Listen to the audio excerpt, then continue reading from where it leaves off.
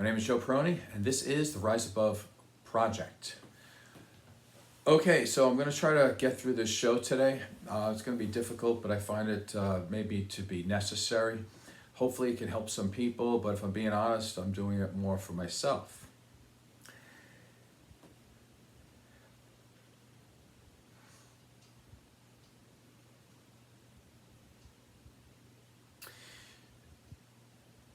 So if you ever have the pleasure of having a dog, it's going to be some of the greatest things and memories of your life. They love unconditionally.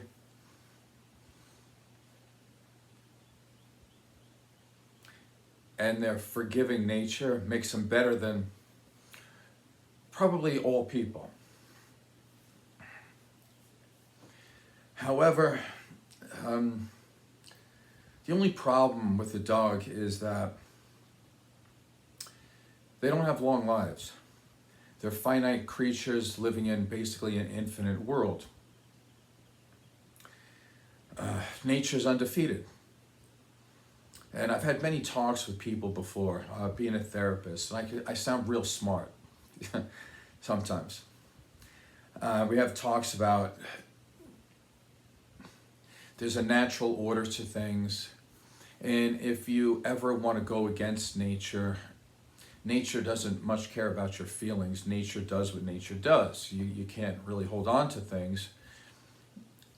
Everything is impermanent.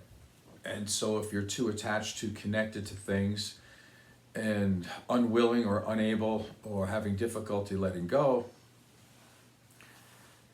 you are going to be in a lot of pain.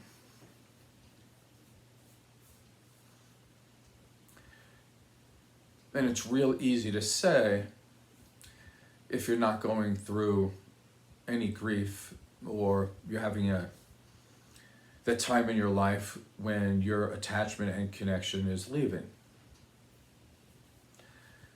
So I know all the words. I know it's right. I know it's true. I know what reality is.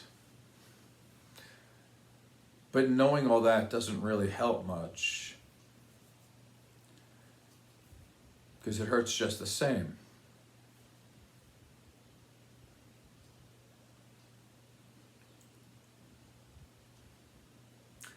June 3rd, I had to euthanize my dog. His name is Kubi. That's a short name. His given name is Kubla Khan. He's a chow. And that was, had to euthanize him on June 3rd, 17 days before his 12th birthday. And in that sense, I should be lucky or have some gratitude, because the length of a chow's life at the high end is about 12 years. So he was about that. So it makes sense. A lot of people are afraid of chows. They think they're mean or something like that. I think it has a lot to do with the frailties of human beings, not being able to be good owners. Kubi was a really great dog. He was extremely loyal.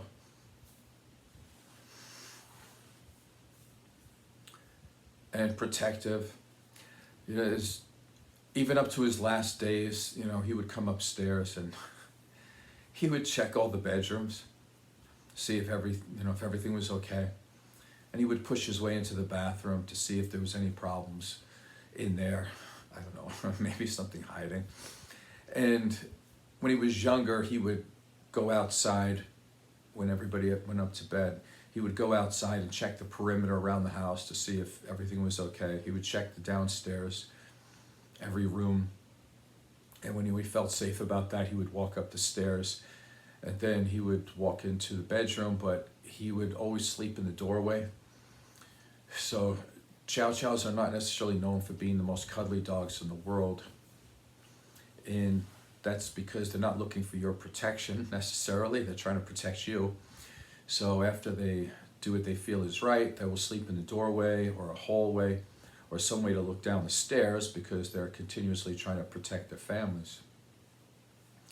And he did this up until the day he died, even though he was very sick.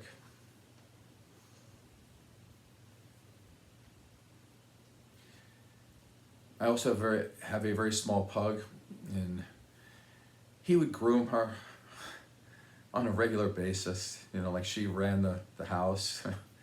And he would just try to even protect her by cleaning her.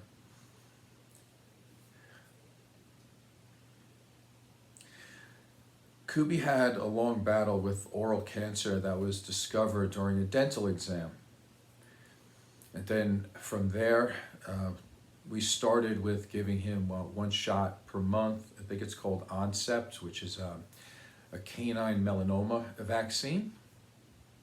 I think it helps their body. I'm not a veterinarian, but I think it helps their body fight against the cancer. But again, cancer is pretty well undefeated as well.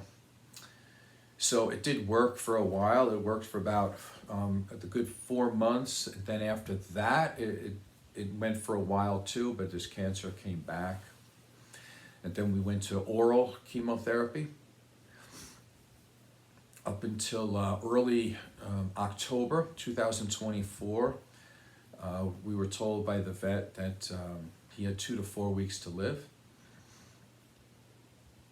And so we did things like take him up into the mountains, so he could enjoy some time.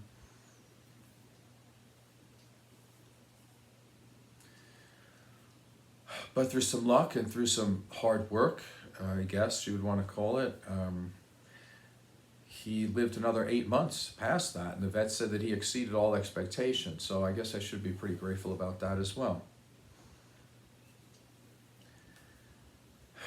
The last 2 months, he could not eat or drink on his own.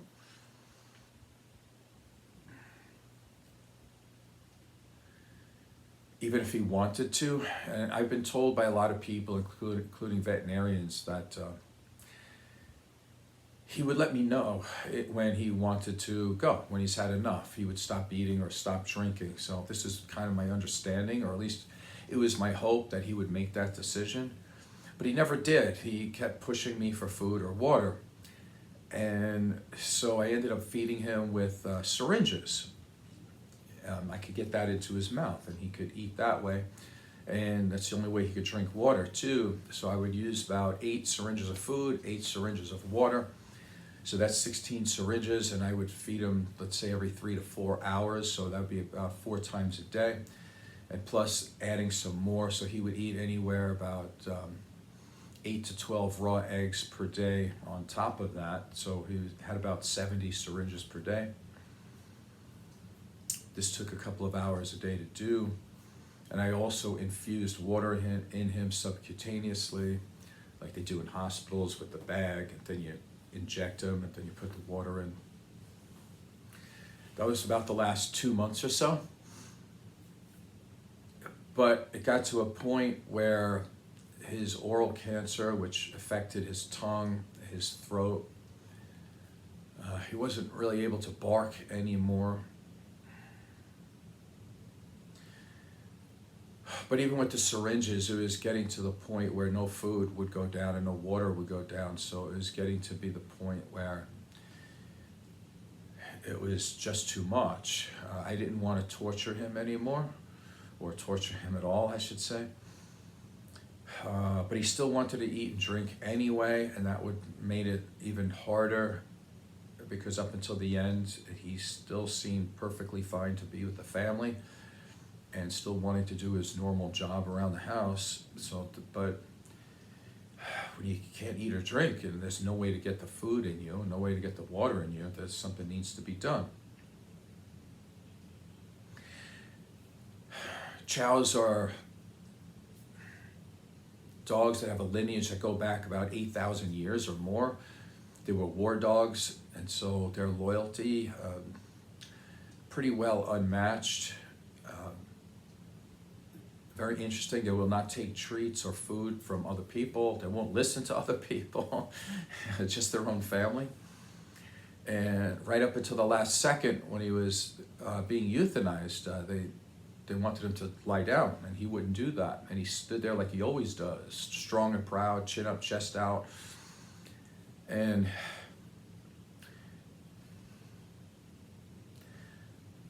when they gave him the first shot, I had to, I guided him down to the ground, and he was just looking at me and my girlfriend, like he always does, like he's trying to protect us kind of thing.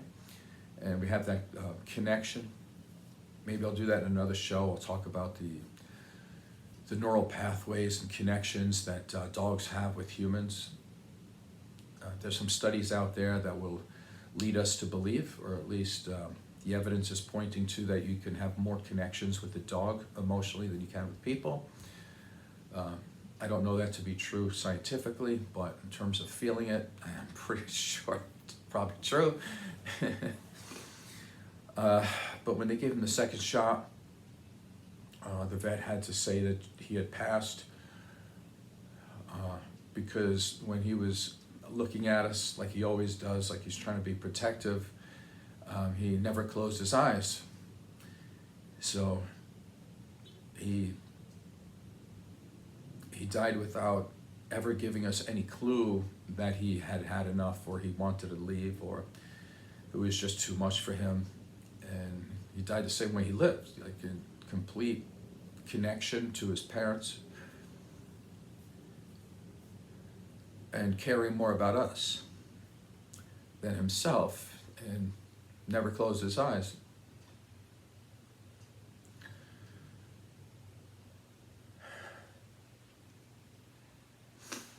Here's one of the last pictures with him, if I can bring it up on my phone here.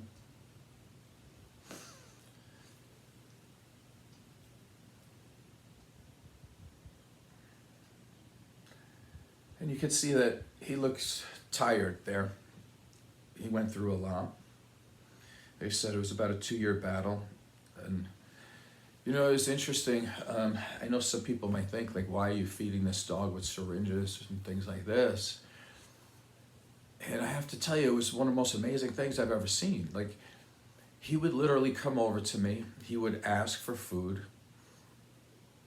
And when I put the syringe in his mouth, he would just lean back, open up his mouth, and he would want me to do that.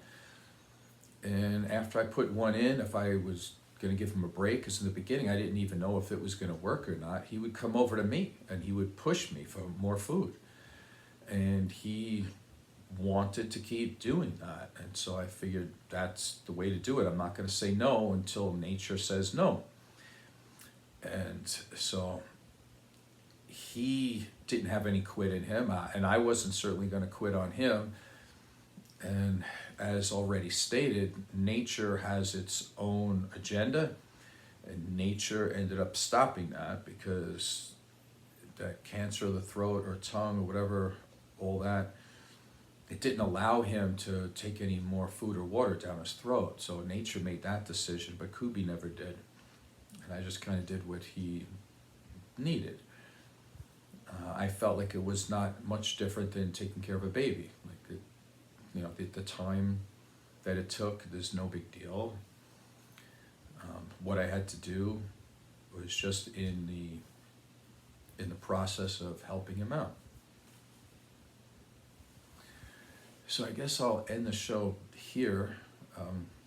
I guess the point of the show is that dogs are amazing.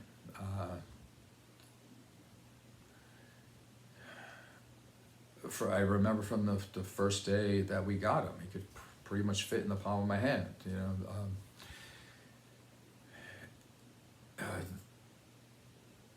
Knowing that when you get a dog, you are already making that contract that you are going to do the right thing at the end of their life. And as much as it hurts, and you shouldn't really complain too much, because you've had all of that time up front that was good, and they've never done anything really wrong other than get old fast. That's about it. And so if you get a dog, again, it's going to be some of the greatest days of your life, but it's also going to be a moment at the end where it's going to be pretty brutal. And as much as it sucks, I'm also pretty, in a sense, grateful for the amount of pain I feel, because again, the amount of pain you feel is directly related to how much love, connection, and attachment you have. So therefore,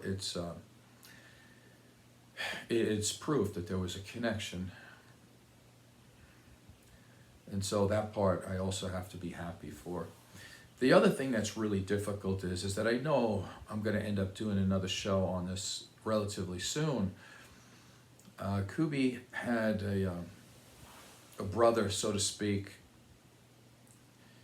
that we rescued when Kubi was about 1 year old. We got him another mid-sized dog that he could have fun with and play with and enjoy a life with. That's Nelson. And unfortunately, both of these dogs are about the same age, and Nelson has nasal cancer, and he's undergoing chemotherapy now too. So it was touch and go to see which dog would die first. There was a consideration at one point to put them both down at the same time, but Nelson seems to have a little bit more left in him.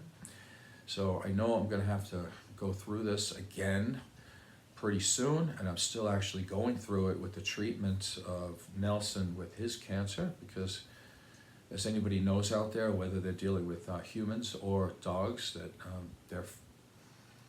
it's hard to feed them sometimes because they feel like they need to eat certain foods, and then you get those foods, and then the next day they have an aversion to it and you have to try something else. And so we're at that stage now with Nelson. So I'm going to have to go through this again. And actually, on my shirt, this is Kubi right here, and there's Nelson right there. I think in another show, I'll do more of the science of the connection between dogs and humans, but today's not that day. Hopefully in some way this has been valuable to you. Maybe you're going through this. One of the things I would want to say too is that because this was a 2-year battle, there's a lot of anticipatory grief that goes along the way. Because there were times when I thought this day would come like way earlier, and there were signs that it would, and then all of a sudden he would make a comeback. He would have maybe 1 bad day and then 3 good ones and then 2 bad ones, and you're like, okay, it's over now. And then all of a sudden he'd have a pretty good week. So there's a lot of ups and downs there. So if you haven't gone through this before, get ready for it. And I think I'll end it right there. So my name is Joe Peroni. This is the Rise Above Project. Please subscribe and tell a friend. Thank you.